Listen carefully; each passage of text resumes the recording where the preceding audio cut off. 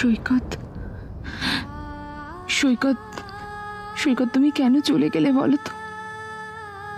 তুমি থাকলে তো ওকে বোঝাতে পারতে।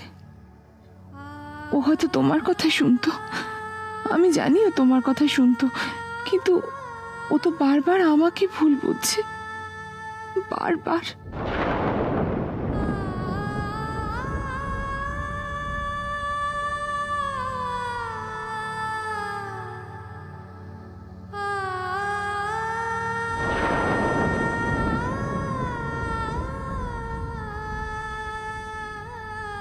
চেম্মা, তুমি আবার কান্নাকাটি করছো তো? এইভাবে সারাদিন ধরে কান্নাকাটি করলে তো তোমার শরীরটা খারাপ হবে। নাও চোখ মোছো, এক্ষুনি চোখ মোছো। এত রাত অব্দি তুই কেন ঘুমোসনি মেঘলা? কিছু না, ওই দিভাইটার কথা ভাবছিলাম।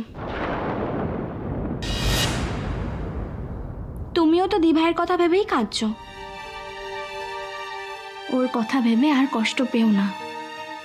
ও যদি জেঠুকে ভুলে ভালো থাকতে পারে তাহলে থাক না। না রে মেঘলা, আমি জানি জেম্মা, আমি সব জানি, আমি সব বুঝি। কাল যদি ও কোর্টে গিয়ে জিজুর সাপোর্ট করে তাহলে করুক, ও যদি জেঠুর আগেনস্টে যায় তাহলে যাক, ও যদি আমাদের সবাইকে কষ্ট দিয়ে ভালো থাকতে পারে তাহলে থাক। তুমি আর এই নিয়ে ভেবো না।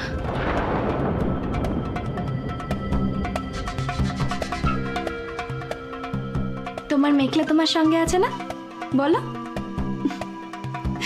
তুমি দেখো, কোনো দিনও তোমার মেঘলা দিভাইয়ের মতো তোমায় কষ্ট দেবে না, কোনো দিনও দেবে না।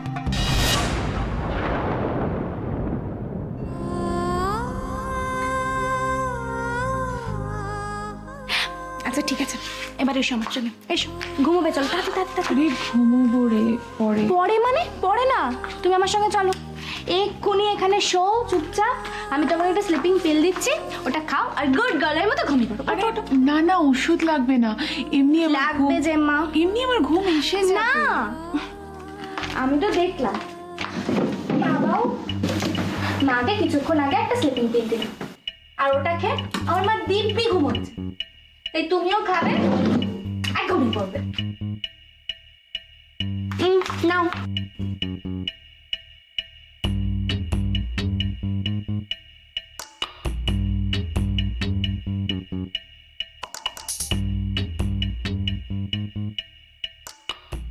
শান্তি হয়েছে? পাগলি কোথাকার। নাও এবার শুয়ে পড়ো, আর তুমি যতক্ষণ না ঘুমাবে আমি কিন্তু যাবো না।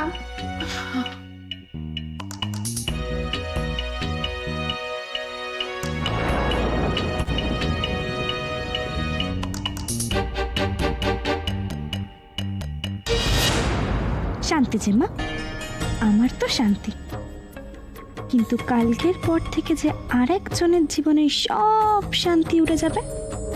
তুমি দেখো, মেঘলাকে চড় মেরে তুই পার পেয়ে যাবি ভেবেছিলি দি ভাই? বোকা মেয়ে একটা। আর কেউ জানুক না জানুক, তুমি তো জানো অগ্নি খুন করেনি, ও নির্দোষ। আমার তোমার কাছে একটাই প্রার্থনা, এই সত্যিটা যেন আমি আজকে সবার সামনে প্রমাণ করতে পারি, অগ্নিকে আমি ফিরিয়ে আনতে পারি। তুমি আমার বাবাকে কেড়ে নিয়েছো, আমার মায়ের মুখের হাসিটাও কোথায় যেন হারিয়ে গেছে। আমি তোমাকে কিচ্ছু বলিনি, কিন্তু আজ তুমি মুখ ফিরিয়ে থাকতে পারবে না। অগ্নিকে তোমাকে ফিরিয়ে দিতেই হবে।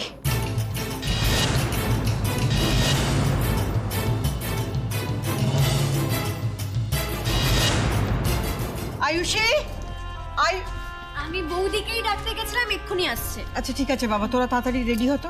এনে প্রসাদ নে। ওহো, ঠাকুরপোকেই তো দেওয়া হলো, তোমাকে তো প্রসাদ দেওয়াই হলো না। এনো, আর শোনো, তোমার দাদা ফোন করেছিলেন, লোকটা এত দূরে পড়ে রয়েছে, কোথায় ওকে দেখাশোনা করবার জন্য কেউ থাকবে তা না, সেই বাড়ির জন্য এত চিন্তা করছে। তুমি দাদাকে চিন্তা করতে একদম বারণ করো, আমরা সবাই তো আছি। তাছাড়া আর যদি অগ্নি ছাড়া পেয়ে যায় তাহলে তো কথাই নেই। হ্যাঁ, আমিও তো সেই মুহূর্তের জন্য অপেক্ষা করছি। অগ্নি ভালো ভালো বাড়ি ফিরে আসুক, তারপর আমি বড় করে নারায়ণ পুজো দেব। কিন্তু এই তো। তুমি সব কাগজপত্র ঠিকঠাক করে নিয়ে নিয়েছো তো? কোনো অসুবিধা নেই তো? ঠিক আছে।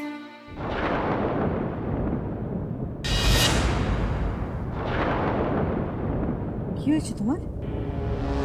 এত শুকনো দেখাচ্ছে কেন? মা বকলে অত রাগ করতে নেই। আর বাড়ির বউ তুমি, কখনো মুখ কালো করে বাড়ি থেকে বেরোবে না, কেন? এসো বৌদি, বলছি এবার কিন্তু আমাদের বেরোতে হবে। চল এসো মা। চল। ও তোমরা সবাই তৈরি? এক কাজ করি বুঝলে, আমিও তোমাদের সঙ্গে কোর্টেই যাই। বাড়িতে বসে থাকলেই মাথায় উল্টোপাল্টা যত কুবুদ্ধি আসবে, তার থেকে কোর্টে গিয়ে দেখি কি হচ্ছে না হচ্ছে। দেরি করে লাভ নেই, চলো চলো চলো। আয়ুষী, আমি আমার ছেলেকে আর বৌমাকে একসঙ্গে বরণ করতে চাই। সাবধানে যেও, কেমন? আই কাকা, হেব্বি দিয়েছিস তো।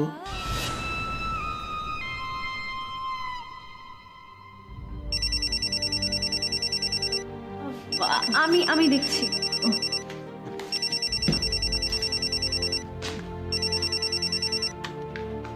হ্যালো, হ্যাঁ মিকি বল।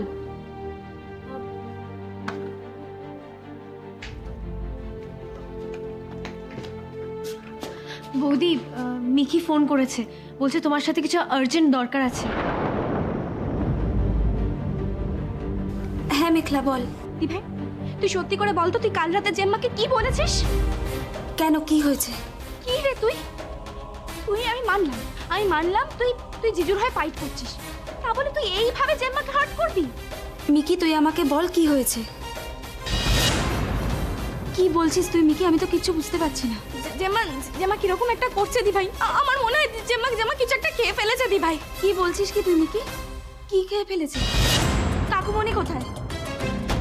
মা বাবা ঠাম্মি কেউ নেই। আমি কিছু বুঝতে পারছি না। আমি বাড়িতে একদম একা দি ভাই, আমি জানি না আমি কি করব। প্লিজ তুই চলে আয় দি ভাই, তুই চলে আয়। আমাকে এক্ষুনি একবার ও বাড়িতে যেতে হবে, মায়ের শরীরটা ভালো নেই।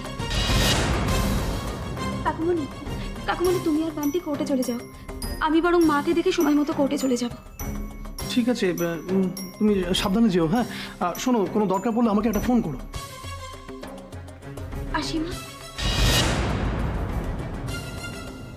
এসো।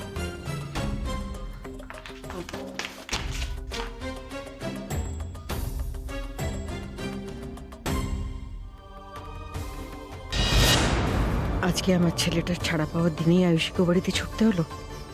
ওর মা কি সত্যি অসুস্থ? কে যে কোথায় লাঠি নাড়াচ্ছে সে ভগবানই জানেন। কি রে, ফোনে পেলি? হ্যাঁ বাবা, ফোন করেছিলাম, বললো যে আসছে। হঠাৎ করে সকাল থেকে বৌদি ডিহাইড্রেশন শুরু হলে কেন সেটাই তো ভাবছি। কাল রাতেও তো শরীর ঠিকই ছিল, ডিনার করলো, কতক্ষণ গল্প করলাম।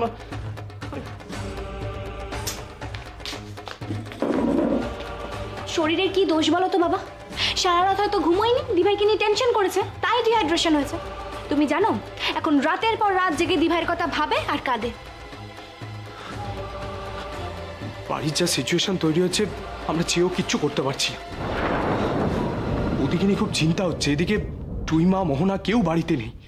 নার্সিংহোমে এত ক্রিটিক্যাল একটা অপারেশন, আমার তো না গিয়েও উপায় নেই সেখানে। তুমি এত টেনশন করো না, আমি আছি তো, কিচ্ছু প্রবলেম হবে না। আর দিভাই তো চলে আসছে। তা ঠিক মেঘলা, কিন্তু ভাইয়ের তো আবার কোর্টে যাওয়ার আছে, ও কতক্ষণ থাকতে পারবে এখানে? কি আমার? ইয়েস ডক্টর, বলুন। হ্যাঁ আমার মনে আছে, আসলে আমার বাড়িতে একজন অসুস্থ হয়ে পড়েছে। একটা কাজ করুন, আপনারা অপারেশন অ্যারেঞ্জমেন্ট করুন। আর ওই হ্যাঁ হ্যাঁ হ্যাঁ হ্যাঁ ফর্মালিটিসগুলো ক্লিয়ার করে রাখুন। হ্যাঁ ওকে, আমি যত তাড়াতাড়ি সম্ভব পৌঁছচ্ছি। ওকে বাবা তুমি আর লেট করো না, নার্সিংহোমে যাও। হ্যাঁ হ্যাঁ যাবো, কিন্তু তার আগে একটা নার্সের বন্দোবস্ত করি। দাঁড়া বাবা বললাম তো আমি পারবো। একটু কি তুমি আমাকে বিশ্বাস করো না নাকি বলো তো?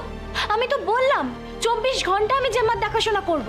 আর তাছাড়া তুমি মেডিসিনস দিয়ে দিয়েছো, স্যালাইন চলছে, তাতে কি প্রবলেম বলো তো? আমি তো আছি। শিওর পারবি তো? শিওর পারবো। বারবার আমাকে ফোন করবি? বারবার ফোন করব। ঠিক আছে, আমি বেরোচ্ছি। বাবা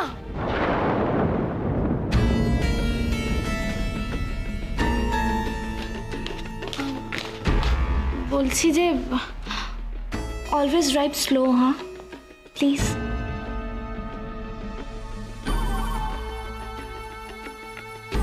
ওহো শোন, বলছি যে আয়ুষী ওর ফোনটা নার্সিংহোমে ফেলে রেখে গেছিল, আমি তোর ঘরে রেখে দিয়েছি, ও এলেই তুই ফোনটা দিয়ে দিস। হ্যাঁ চল, টাটা।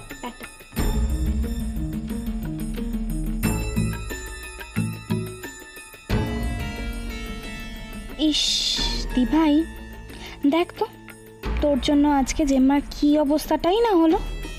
এতগুলো মেডিসিন, স্যালাইন, বাড়িটাকে একেবারে নার্সিংহোম বানিয়ে ছাড়লি। কি যে করিস না তুই। এখন তো আমাকেই দেখছি জেম্মার খেয়ালটা রাখতে হবে।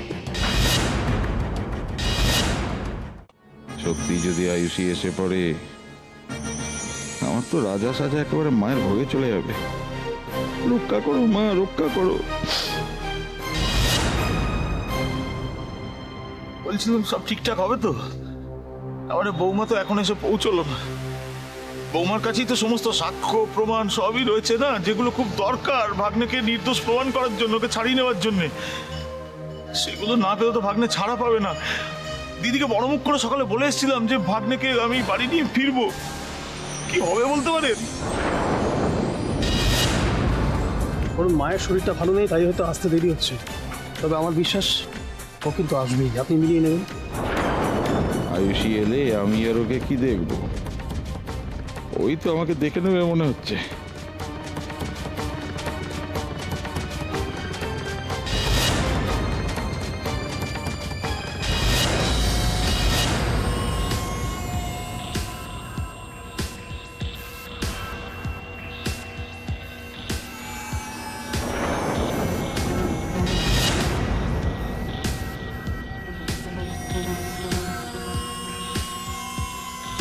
ভাগনা আশায় মরেছে। আশা, এ তুই কি চেয়ারে করেছিস রে? তো চোখে দেখতে পাচ্ছি না। আমি তো তোর জায়গায় হাজত বাস করতে চাইছি, তোর জায়গায় যেন আমি হাজত বাস করতে পারি। কিন্তু কিন্তু প্রমাণ টমাণ না এলে তুই উদ্ধার। আর আয়ুষী বৌমা তো কেমন দল বদল করে ফেললো। আর তাছাড়া তাকে কুমন্ত্রণা দেওয়ারও তো কোনো লোকের অভাব নেই। না বড় মা, আমরা সবাই এতদিন আয়ুষীকে ভুলতে পারি। ও আমার চোখ খুলে দিয়েছে। ও আমাকে ভরসা দিয়েছে যে আমাকে নির্দোষ প্রমাণ করবে। তুমি দেখো, আরো পারবেই। ও আজকে আসবেই, আমি জানি ও আসবে। চলুন অফিসার, চলো সাবধানে।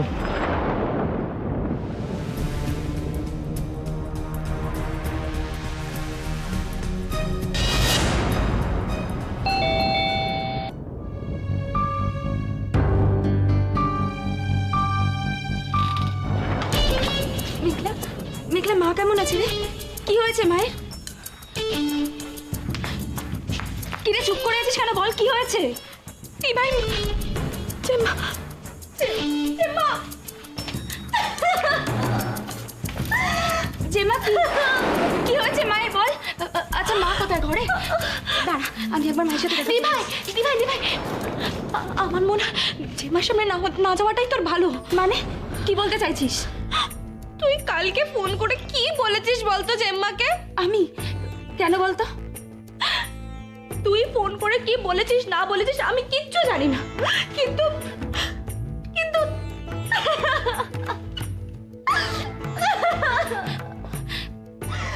কিরে চুপ করে আছিস কেন? বল কি হয়েছে?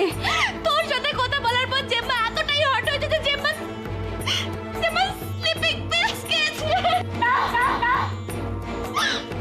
না এটা হতে পারে না। মা আমার সাথে কোনোদিন এরকম করতে পারেনি, কোনোদিনও না, কোনোদিন। দি ভাই দিভাই দিভাই, আর তুই যেটা জেম্মার সাথে করছিস, সারাদিন খালি জিজু জিজু করে এদিক ওদিক ছুটে বেড়াচ্ছিস, এইসব এবার বন্ধ কর দিভাই। আমি হাত জোর করছি তোর কাছে, এইসব এবার বন্ধ কর, না হলে আমার জেম্মাকে বাঁচানো যাবে না। আমি কি করব বলতো দিভাই? আমি যে আমার জেম্মাটাকে ওভাবে দেখতে পাচ্ছি না।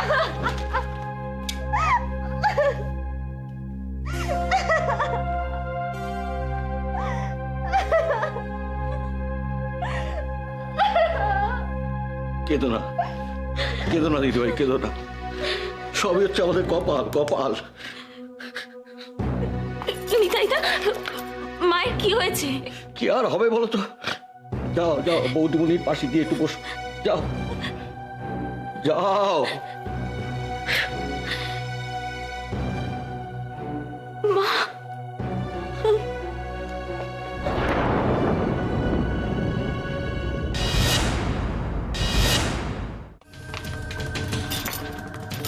মা, ওমা, ওমা কি হয়েছে তোমার?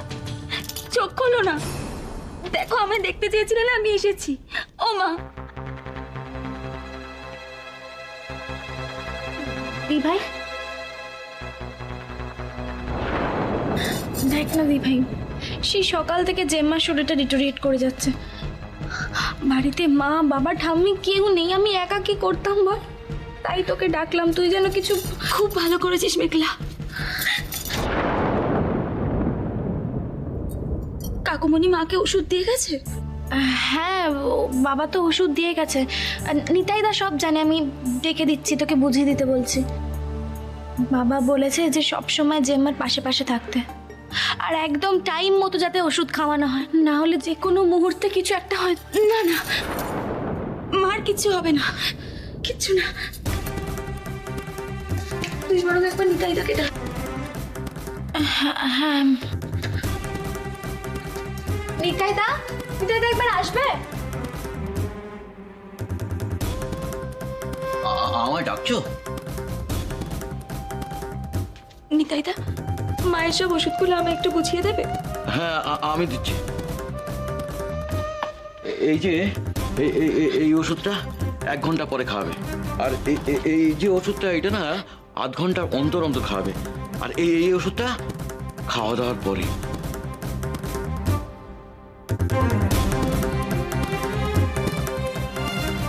কিন্তু কেস শুরুর আগে আমাকে তো একবার কোর্টে যেতেই হবে, ফাইলের পেপারসগুলো মিস্টার সেনকে পৌঁছতে হবে। কিন্তু মাকে এইভাবে একা ফেলে আমি যাবই বা কি করে?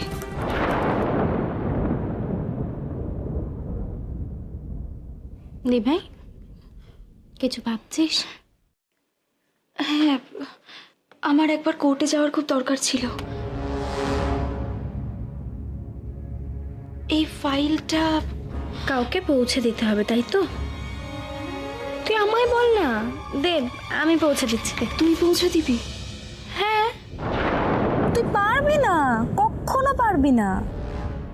জিজুকে যদি কেউ বাঁচাতে পারে তাহলে সেটা আমি, আর যদি কেউ মারতে পারে তাহলেও সেটা। না থাক মেঘলা, আমি বরং কিছুক্ষণ পরে গিয়ে এই ফাইলটা কোর্টে দিয়ে আসবো। তুই ততক্ষণ মাকে দেখিস, কেমন? তুই আবারও একটা ভুল করলি দিভাই, একটা বড় ভুল করলি। তুই মিখিকে অবিশ্বাস করলি। দেখ এবার তোর সব কিছু আমি কেড়ে নেব,